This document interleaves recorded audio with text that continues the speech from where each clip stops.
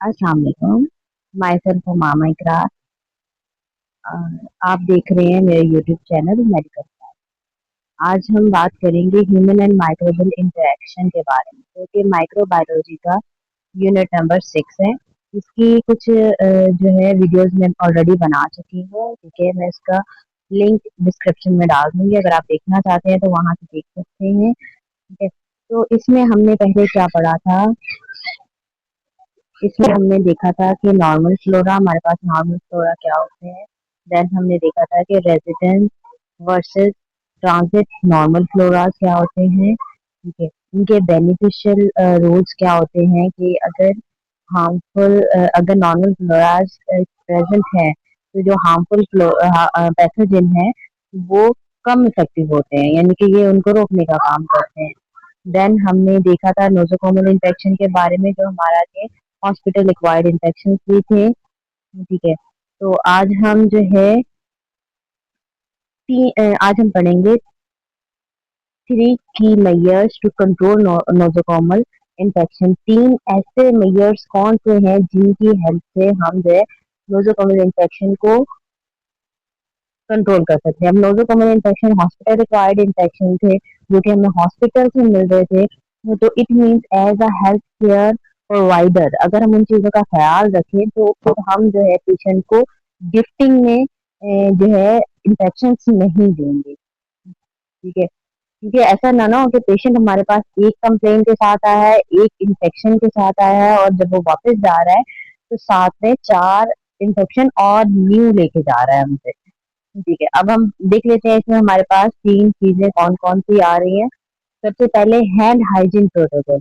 अब देखिए, आपको पता है कि हमारे पास हैंड हाइजीन प्रोटोकॉल्स क्या है। फर्स्टली, हम हैंड हाइजीन करते क्यों हैं? ताकि हमारे हैंड्स पे जो भी पैथोजन है वो जो है वो रिमूव हो जाए। अब वो कैसे होता है कि उसके लिए हमें प्रॉपर जो है 45 सेकेंड तक हैंड वॉश करते रहना होता है, और प्रॉपर जो स्टेप्स हैं वो फॉलो करने होते हैं। ठीक है, उसके लिए और हैंड हाइजीन के लिए हमने हैंड मूवमेंट्स भी देखी थी कि हमारे हैंड मूवमेंट्स कौन कौन सी होनी चाहिए। ठीक है, आपने पेशेंट को अटेंड करने से पहले हैंड वॉश करना है, पेशेंट को अटेंड करने के बाद आपने हैंड वॉश करना है। कोई भी कंटामिनेटेड ब्लड आपने टच किया है या उसको हैंडल किया है तो आपने उससे पहले हैंड वॉश करना है। देन उसके बाद अगेन हैंड वॉश करना है। ठीक है, और उसके अलावा जब आप खाना खा रहे हो, देखिए सेल्फ सेफ्टी भी तो जरूरी है ना। हम सिर्फ पेशेंट की सेफ्टी नहीं देखेंगे, हम अगर ठीक होंगे, हम हेल्दी होंगे तो ही हम अच्छे से केयर प्रोवाइड कर सकते हैं। तो आपने अपनी हेल्थ का भी ख्याल रखना है, अपनी हाइजीन का भी, अपने हैंड हाइजीन का भी ख्याल करना है कि अगर आप कोई भी चीज खुद भी इनटेक कर रहे हो, जाहिर है आप भी हेल्थ केयर प्रोवाइडर हॉस्पिटल्स में मौजूद होते हो as a health care provider, तो आपकी हेल्थ भी इफेक्टेड हो सकती है नोजोकोमल इन्फेक्शन से की वजह से। ठीक है, आपने हैंड वॉश जो है हैंड वॉश के साथ प्रॉपर या कोई भी एंटीसेप्टिक जो है हैंड स्क्रब आता है, या ठीक है एंटीसेप्टिक सोल्यूशन आता है, आपने जो है उनसे हैंड वॉश करने हैं ताकि आप इन्फेक्शन से प्रिवेंट रह सको। ठीक है, इससे आप देखिए सबसे चीपेस्ट वे है हमारे पास, सब यहाँ हम कह सकते हैं सबसे प्राइमेस्ट प्राइमरी जो वे होता है वो हमारे पास हैंड हाइजीन है, और सबसे हाईली इफेक्टिव है। देन हमारे पास सेकेंड हमारे पास आ जाता है स्टेरिलाइजेशन एंड डिसइंफेक्शन। अब देखें हम स्टेरिलाइजेशन में क्या होता है, इसमें ये प्रॉपर एक सर्जिकल जो है प्रोसेस है, यानी कि इसमें सर्जिकल इंस्ट्रूमेंट जो होते हैं, sorry I am correct my self, जो सर्जिकल इंस्ट्रूमेंट होते हैं उनको स्टेरिलाइज किया जाता है। अब देखिए, जो सर्जिकल इंस्ट्रूमेंट सर्जरी के दौरान यूज हुए हैं, अब वो कंटामिनेटेड हो सकते हैं हमारा हमारा जो पेशेंट था उसको ब्लड बोर्न डिजीज हो। ठीक है, और इस तरह की कोई डिजीज हो जिसकी वजह से अगर सेकंड पर्सन के हम जो है स्टेरिलाइज किए बगैर ऑपरेट में यूज करेंगे तो वो जो है वो फैलने के चांसेस ज्यादा हो सकते हैं। इसीलिए जो है हमेशा सर्जिकल इंस्ट्रूमेंट को स्टेरिलाइज किया जाता है ऑटोक्लेव मशीन के जरिए, या स्टेरिलाइज की हमारे पास डिफरेंट टेक्निक्स आती हैं। ठीक है, केमिकल आती हैं, मशीन्स आती हैं, ऑटोक्लेव मशीन्स आती हैं, ठीक है, केमिकल प्रोसीजर्स हैं, ठीक है, और भी हमारे पास जो है इनके पास हैं। इसके ज़रिए हम स्टरलाइज़ेशन के ज़रिए हम क्या करते हैं, डिसइंफेक्ट करते हैं, यानी कि फ्री ऑफ इन्फेक्शन करते हैं, ठीक है। अब देखिए इसका एक प्रोटोकॉल होता है कि आप अगर सर्जिकल एरिया में हैं और सर्जिकल इंस्ट्रूमेंट प्रॉपरली स्टरलाइज होके एक बॉक्स पैक में आपके पास आते हैं, ठीक है। आपने उनको ओपन करना है, ठीक है। ओपन करने के बाद जो सर्जिकल जो बॉक्स होता है, ठीक है, उसमें एक ऊपर हम कह सकते हैं उसको एक एडहेसिव टेप की तरह लगी होती है, ताकि वो जो है इंस्ट्रूमेंट जिस फैब्रिक में रैप किए होते हैं तो उसके ऊपर लगी होती है। अगर तो देखिए वो एक या तो ट्रांसपेरेंट होगी या तो व्हाइट कलर की होगी, ठीक है। मोस्टली व्हाइट कलर की होती है। बेसिकली वो होता क्या है, वो लिटमस पेपर होता है, ठीक है। अगर किसी भी तरीके से उस इंस्ट्रूमेंट की स्टेरिलाइजेशन ब्रेक हो गई है, तो आपको जो लिटमस पेपर जो लगा हुआ है, ठीक है, उसका कलर आपको शेडी मिलेगा, यानी कि उसका कलर या तो थोड़ा सा येलिश हो जाएगा, उसका कलर चेंज हो जाएगा। अगर उस लिटमस पेपर का कलर चेंज हुआ है तो इट मीन्स आप वो इंस्ट्रूमेंट सर्जरी में यूज नहीं कर सकते, उनकी स्टेरिलाइजेशन ब्रेक हो चुकी है, ठीक है। देन अगर ऐसा नहीं है, वो आपको व्हाइट कलर का ही मिला है, तो इट मीन्स आपके इंस्ट्रूमेंट जो है वो स्टेरिलाइज है, ठीक है। फिर आगे आपका काम क्या है, एज अ नर्स आपने क्या करना है, उसको ओपन करना है, ठीक है। ओपन करने के बाद जो वो ट्रे होती है, यानी कि वो जो हम उसको कह लें, वो जो बॉक्स होता है जिसके अंदर इंस्ट्रूमेंट रखे होते हैं स्टेरिलाइज करके, ठीक है, उस उसका जो आउटर एरिया होता है वो अनस्टेरिलाइज होता है, यानी कि उनके जो साइड की बाउंड्रीज होती है उससे लेके मतलब 2.5 तक जिस जगह इंस्ट्रूमेंट पड़ा हुआ है, इंस्ट्रूमेंट से लेके जो है 2.5 सेंटीमीटर तक स्टेरिलाइजेशन है। अगर उससे बाहर कोई इंस्ट्रूमेंट आप आपसे रखते हुए या उठाते हुए उससे बाहर की सतह को टच कर चुका है, तो इट मीन्स आपका इंस्ट्रूमेंट अनस्टेरिलाइज हो गया है, ठीक है। ये एक बहुत इंपॉर्टेंट चीज है कि आपने याद रखना होता है कि उसकी बाउंड्री वॉल जो है वो 2.5 जो है उसका एरिया है जो स्टेरिलाइज है। अगर उससे आउट टच हो गया इंस्ट्रूमेंट, तो आपने उस इंस्ट्रूमेंट को सर्जरी में यूज नहीं करना। जिन इंस्ट्रूमेंट्स को नीड है अगेन स्टेरिलाइज होने की। अब देखिए जहाँ पे हमारे पास सर्जिकल इंस्ट्रूमेंट्स आते हैं, तो वहां पे हम उसकी स्टेरिलिटी की बात करते हैं, ठीक है। यहाँ पे हम इनको रेगुलर जो क्लीनिंग प्रोटोकॉल्स हैं उसके थ्रू हम क्लीन नहीं कर सकते। फॉर एग्जांपल एक टेबल है, ठीक है, आपने उसके ऊपर डस्ट थी, ठीक है, आपने वो डस्ट रिमूव करवा दी, वो क्या है, वो एक प्रॉपर क्लीनिंग प्रोसीजर था ना, कि आपने उसकी डस्ट क्लीन करवा दी। अब आपको अपनी नेकेड आई से कोई वहां पे डस्ट के पार्टिकल्स नजर नहीं आ रहे, लेकिन वहां पे बहुत सारे माइक्रो ऑर्गेनिजम्स प्रेजेंस होंगे। जब आप वहां पे माइक्रोस्कोप के साथ देखोगे तो आपको बहुत सारे माइक्रो ऑर्गेनिजम्स मिलेंगे। अब वो पैथोजन भी हो सकते हैं, ठीक है। अब वो जो है नोजोकोमल इन्फेक्शन भी हो सकते हैं, ठीक है, और जो है हमारे नॉर्मल फ्लोराज भी हो सकते हैं, ठीक है, कुछ भी हो सकता है। तो ये जो स्टेरिलाइजेशन है ये बहुत इम्पोर्टेंट होता है जब भी बॉडी को एक्सपोज किया जाता है उन एरिया में, मीन्स के बॉडी में इन्वेस्टिव प्रोसीजर होता है, जब उसको कट बॉडी को कट किया जाता है, जब बॉडी ओपन होती है, तो इन सब चीजों का बहुत ज्यादा ख्याल रखना होता है। वरना अगर बॉडी के अंदर देखिए वो एक ओपन हमारी जो स्किन है वो जो है फर्स्ट लाइन ऑफ डिफेंस का काम करती है। जब उसको कट किया जाता है और वो ओपन है, इट मीन्स हमने एक वेलकम कर रहे हैं कि भाई आप पैथोजेंस को कि आप अंदर आ जाए, ठीक है, अगर हम स्टेरिलिटी नहीं रखते तो, ठीक है। उसके बाद हमारे पास थर्ड में क्या आ जाता है, पेशेंट आइसोलेशन एंड स्क्रीनिंग। अब देखिए पेशेंट आइसोलेशन क्या है, आइसोलेशन जो है इट मीन्स अलग करना। अगर पेशेंट को कोई इंफेक्शन है तो हम उसको, अगर वायरल इंफेक्शन है, देखिए आइसोलेशन में हमारे पास डिफरेंट टाइप की होती है। क्या उसको जो इंफेक्शन है वो वाटर बॉर्न है, यानी कि वो पानी के जरिए फैलता है, क्या वो ड्रॉपलेट है, ठीक है, यानी कि जो ड्रॉप्स होंगे उसके थ्रू वो फैलेगा, या वो एयरबोर्न है यानी कि हवा के थ्रू फैलेगा, या वो टच की वजह से फैलेगा, डायरेक्ट कांटेक्ट की वजह से फैलेगा। ठीक है, अब ये डिपेंड करता है जिस तरह का इन्फेक्शन होगा उसी तरह की आइसोलेशन प्रोवाइड की जाएगी। अब देखिए हम इसमें प्रिवेंशन में क्यों पढ़ रहे हैं। अगर एक हमारे पास टीबी का पेशेंट है, ठीक है, तो हम सिंपल उस पेशेंट को कहेंगे कि आप मास्क वेयर करो। अब मास्क वेयर करने से हो सकती है सफोकेशन भी हो सकती है, वो आम एरिया पे मास्क वेयर नहीं कर सकता। ठीक है, उसको आइसोलेट कर दिया गया ताकि वो उस जो आम वार्ड्स की एयर होती है उसको कंटामिनेट ना करे, उसमें अपने टीबी के ड्रॉप्स ना छोड़े के जो बाकी वहां पे पेशेंट है जिनकी इम्यूनिटी कम है, ठीक है, वो उससे सफर करे, तो उसको आइसोलेशन प्रोवाइड कर दी जाती है। इसी तरीके से जो ऐसी डिजीज होती हैं जो डायरेक्ट कांटेक्ट से फैलती हैं, ठीक है, उस तरह उसके पेशेंट को ट्रीट करने से पहले ग्लव्स मस्ट पहनने होते हैं। ठीक है, ग्लव्स पहनने होते हैं, बॉडी गाउन पहनना होता है, ताकि उसकी बॉडी से कोई भी चीज अगर हेल्थ केयर प्रोवाइडर को केयर प्रोवाइड करते हुए टच हो रही है तो फिर उसका इफेक्ट यानी कि उसका बैड इफेक्ट ना हो। ठीक है, उसके अलावा जो हमारे पास वाटर बोर्न है तो हम उस तरह का उनको जो है प्रेफर करेंगे कि इस तरह की आइसोलेशन प्रेफर करेंगे। अब देखिए, अगर हम हैंड हाइजीन करेंगे तो हम भी सिक्योर है और हम डिजीज ट्रांसमिट नहीं कर रहे। ठीक है, और जिसको हम चेक कर रहे हैं जो हमारे पेशेंट्स हैं, जो हमारे क्लाइंट्स हैं, वो भी सिक्योर है।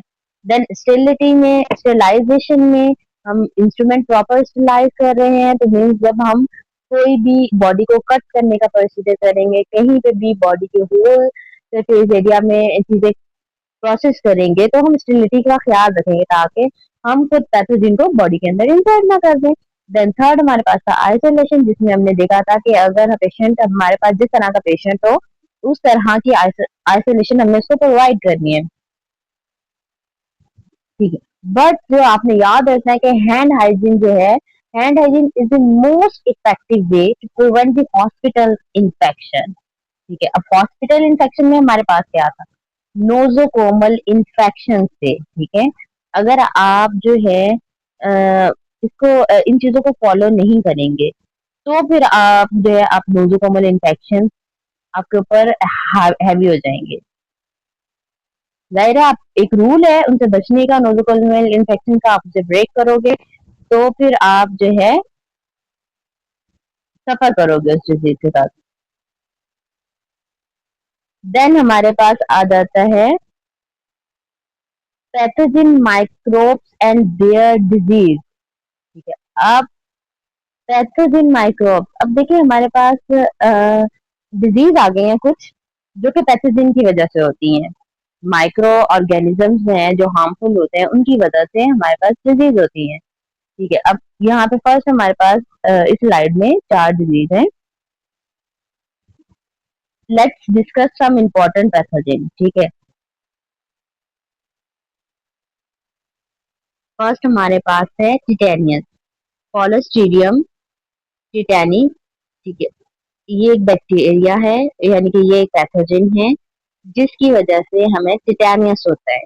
टिटेनियस में क्या होता है, ये न्यूरोटॉक्सिक होता है। ठीक है, यानी कि जो हमारी न्यूरो जो है वहां पे टॉक्सिसिटी करते हैं, इसकी वजह से सीवियर मसल स्पाज्म होता है। देखिए, न्यूरॉन हमारे क्या करती है, हमारे जो मूवमेंट में हेल्प करती है। ठीक है, अब ये क्या होता है, जब उसी में इन्फेक्शन हो जाएगा तो क्या होगा कि हमारे जो मसल्स हैं वो स्पाज्म हो जाएंगे, यानी कि हमारी जो है उसमें मूवमेंट में इफेक्ट पड़ेगा।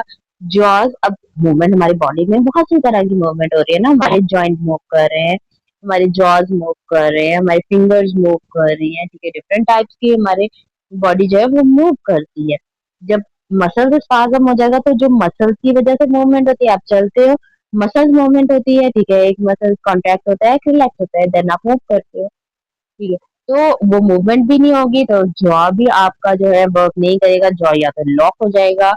ठीक है, फिटल रेस्पिरेशन पैरालिसिस, अगर तो एक फीमेल प्रेग्नेंट है, ठीक है, उस फेज में है, अगर और उसको ये बैक्टीरिया अटैक करता है, सो ये पैथोजन अटैक करता है, तो क्या होता है कि उसके जो फिटल रेस्पिरेशन है ना, वो पैरालाइज हो जाएगी।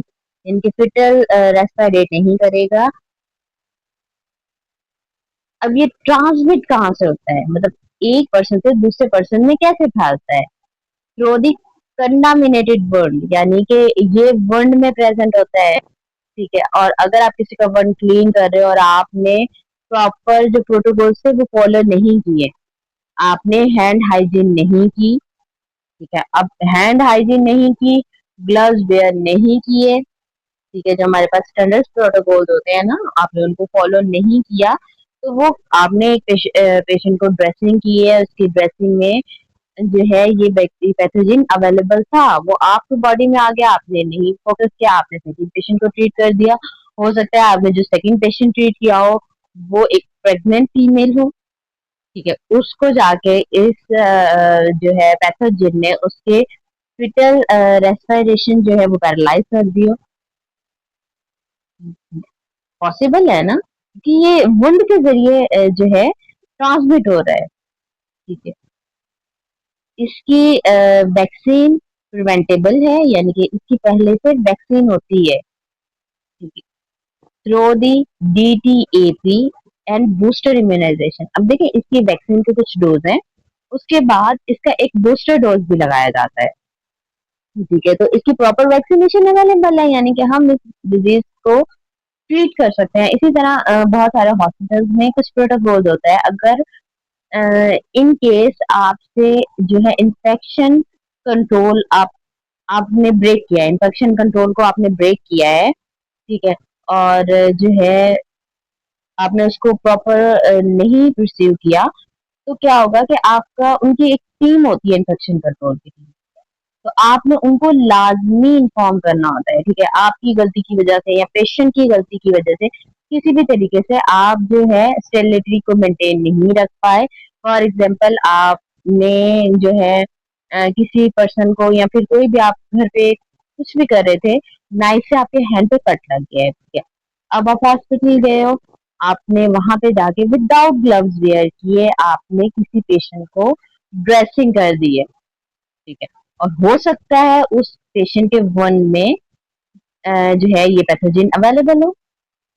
ठीक है, तो क्या हुआ था, आपके पास ओपन पोर्स था और उसको इजीली मौका मिल गया आपकी बॉडी में जाने का। ठीक है, अगर आप कभी इस तरह की चीज आपसे हो जाती है अनइंटेंशनली, तो आप क्या करोगे, इन्फेक्शन कंट्रोल वालों को इन्फॉर्म करोगे, वो सबसे पहले उसकी वर्ड को एग्जामिन करेंगे, देखेंगे, ठीक है, उसके लैब्स होंगे कि उसकी बॉडी में ये पैथोजन प्रेजेंट तो नहीं है। अगर प्रेजेंट है तो आपको वैक्सीनेशन की जाएगी, नहीं तो वैक्सीनेशन ना सही तो उस तरह से आपको ट्रीट किया जाएगा ताकि वो आपकी बॉडी में जाके आपको हार्म ना पहुंचाए। ठीक है, सेकंड हमारे पास आ रहा है टाइफॉइड फीवर। टाइफॉइड फीवर हमारे पास सैल्मोनेला टाइफिल एक बैक्टीरिया होता है, एक पैथोजन होता है, ठीक है, उसकी वजह से होता है। इसमें आपको लॉन्ग टर्म फीवर रहता है। अब देखिए फीवर एक सिम्टम है, लॉन्ग टर्म फीवर रहेगा तो इट मीन्स बॉडी के सारे सिस्टम अफेक्टेड होंगे, क्योंकि बॉडी का टेम्परेचर अप एंड डाउन हो रहा है, और टेम्परेचर जो है वो रिस्पॉन्सिबल होता है किसी भी मैकेनिज्म्स को जो है फास्ट करने का या स्लो करने के लिए। हमारी बॉडी में केमिकल रिएक्शन हो रहे होते हैं, ठीक है, अब उनको फास्ट या स्लो करने की एबिलिटी रखता है। अब जाहिर है टेम्परेचर बढ़ेगा तो हमारे जो है केमिकल रिएक्शन है वो बढ़ जाएंगे। हो सकता है हमारी बॉडी को उन केमिकल रिएक्शन के इतने बढ़ने की नीड ना हो तो वो अलग डैमेज करेंगे। ठीक है, और ये जो है हमें ये पैथोजन अलग डैमेज कर रहा है, और ये इंटेस्टाइनल होता है, इंटेस्टाइनल प्रोफिजन होती है एंड सिस्टमेटिक कॉम्प्लिकेशन होती हैं। अब देखिए सिस्टमेटिक कॉम्प्लिकेशन का मतलब है कि आपका सिस्टम वर्क नहीं कर रहे हैं। ठीक है, इट मीन्स अगर ये आपकी लार्ज इंटेस्टाइन में है तो आपको यहाँ तो डायरिया हो जाएगा, ठीक है, यहाँ तो कॉन्स्टिपेशन हो जाएगी, ठीक है, आपका फूड प्रॉपर डाइजेस्ट नहीं हो रहा, फूड प्रॉपर जो एब्जॉर्प्शन नहीं हो रही, ठीक है, ये सिस्टम को अफेक्ट करेगा। ठीक है, अब पूरा सिस्टम आपका डाइजेस्टिव पूरा सिस्टम जो है वो डिस्टर्ब हो जाएगा इसकी वजह से। ठीक है, अब ये फैलता कैसे है? ये कंटामिनेटेड फूड या वाटर की वजह से फैलता है। ठीक है, आप जब ऐसी जगह से आप कोई भी मील कंज्यूम करते हो या आप कोई भी ड्रिंक लेते हो जहाँ पे स्टरलाइजेशन का ख्याल नहीं रखा जाता, ठीक है, तो पॉसिबल है कि ये आपको वहां से गिफ्ट में मिल जाए। ठीक है, इसीलिए हमेशा आप वहीं से मील कंज्यूम करें या ड्रिंक्स जो है लें जहाँ पे स्टरलाइजेशन प्रॉपर हो, नहीं तो आपको इस जो है पैथोजन के साथ इंटरेक्शन करना पड़ सकता है। अब वैक्सीनेशन है इनकी, improve with water treatment reduce the indication. ठीक है, अब जो है इसकी प्रॉपर वैक्सीनेशन है। अगर आप इसकी वैक्सीनेशन करवाना चाहें आप वैक्सीनेशन भी करवा सकते हैं। देखिए, जब भी कोई भी जो है बर्थ होती है, बेबी बर्थ होती है, तो उसको 2 ईयर तक वैक्सीनेशन की जाती है। ठीक है, वो वैक्सीनेशन बेसिकली इन डिजीज की ही होती है। ठीक है, जो हम वन बाय वन डिस्कस कर रहे हैं, तो बेसिकली आपको बचपन में ये सारी चीजें लग चुकी हैं। अगर लग चुकी है इट मीन्स आपकी इम्यूनिटी जो है बूस्ट हो गई है, तो आपको ये जो है पैथोजन जो है वो कुछ नहीं कह पाते, क्योंकि आपकी बॉडी में ऑलरेडी आपके मेमोरी सेल में उनकी मेमोरी स्टोर है। ठीक है, तो ये आपको इफेक्ट नहीं पहुंचा सकते। देन हमारे पास आ गया है क्लोरिया। क्लोरिया जो है विब्रियो क्लोरिया की वजह से होता है। ठीक है,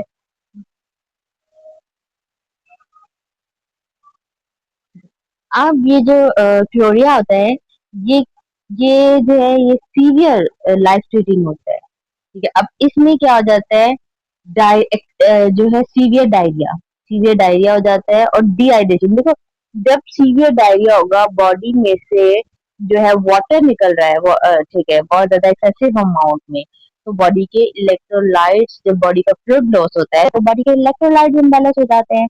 और इलेक्ट्रोलाइट इम्बैलेंस हो जाता है तो बॉडी पेशेंट जो है वो पहले अनकॉन्शियस होना स्टार्ट हो जाता है, फिर ऐसा ऐसा उसकी मेंटल हेल्थ को भी इफेक्ट करता है। तो इसीलिए इसको कहा जाता है ये लाइफ थ्रेटनिंग होता है। ठीक है, इसके लिए directly link to adequate sanitation and unsafe water supply.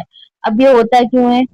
जब हम अनसेफ वाटर पीते हैं, यानी कि आप बॉइल्ड वाटर प्रॉपरली वाटर को बॉइल्ड करके नहीं पीते, ठीक है, आपने कोई भी कंटामिनेटेड वाटर जो है वो पी लिया है, जिसकी वजह से आपको ये जो है क्लोरिया हो गया है।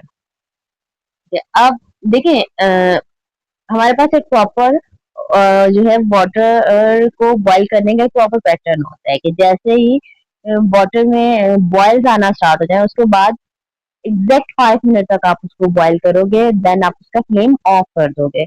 अगर आप उसका फ्लेम ऑफ नहीं करते, वो उससे ज्यादा टाइम बॉईल हो जाता है, तो उसके अंदर जो नॉर्मल जो मिनरल्स थे वो भी डीनेचर हो जाते हैं, जिसकी वजह से उसको ड्रिंक करने का से हमें बहुत ज्यादा इफेक्टिवली हाइड्रेशन नहीं मिलती। ठीक है, तो कोशिश करें आप जिसकी एरिया से वाटर ले रहे हैं, ठीक है, अपने पीने के लिए, तो वो मेक श्योर करें कि वहां से आपको क्लीन वाटर मिल रहा है या नहीं।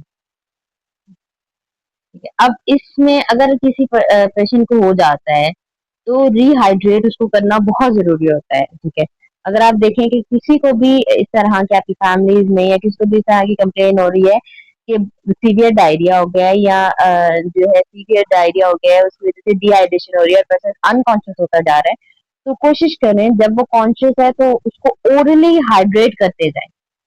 ठीक है, जितना ओरली हाइड्रेट हो जाएगा उतने जो है उसके रिकवरी के चांसेस ज्यादा होते हैं, उतने उसके डेंजर जोन में जाने के चांसेस कम होते हैं। ठीक है, अगेन इसकी भी वैक्सीनेशन है और इसके ट्रीटमेंट भी हमारे पास अवेलेबल है। इसी तरीके से ऊपर जो डिजीज थी उनकी भी हमारे पास वैक्सीनेशन अवेलेबल थी। ठीक है, देन हमारे पास आ गया डिप्थीरिया।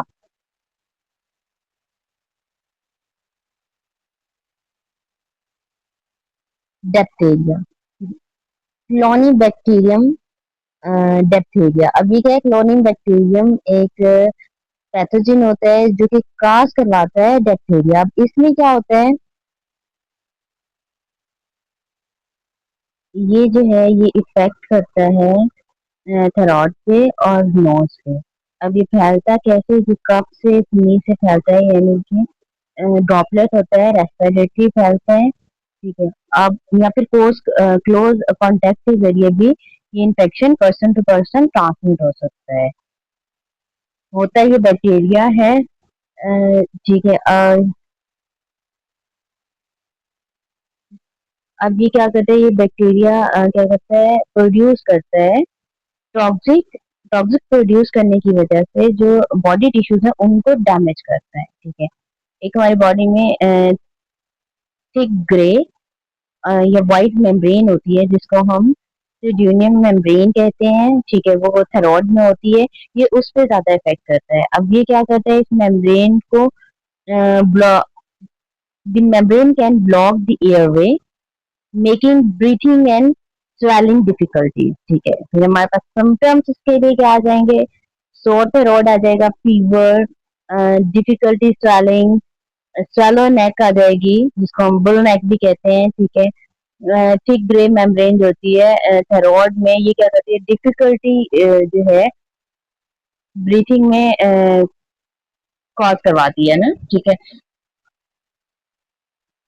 जब ब्रीथिंग में डिफिकल्टी हो जाएगी तो सिंपल सी बात है कि लाइफ थ्रेटनिंग हो जाएगी, ठीक है।